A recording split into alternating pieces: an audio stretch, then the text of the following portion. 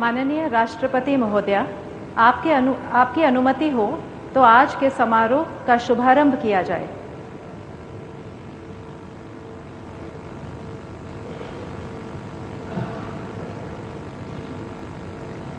भारत के मुख्य न्यायमूर्ति श्री सूर्यकांत।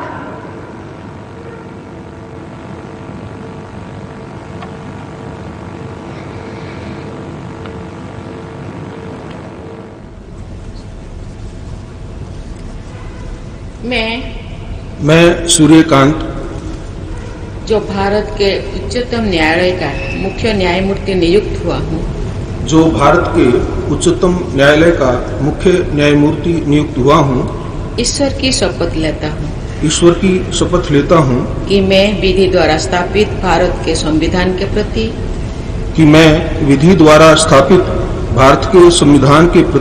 सच्ची श्रद्धा और निष्ठा रखूंगा। मैं भारत की प्रभुता और अखंडता अक्षुण्ण रखूंगा तथा मैं सम्यक प्रकार से और श्रद्धापूर्वक तथा अपनी पूरी योग्यता,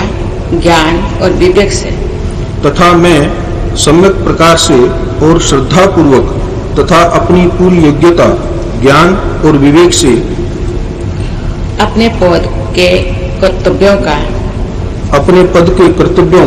भय या पक्षपात, अनुराग या द्वेष के बिना पालन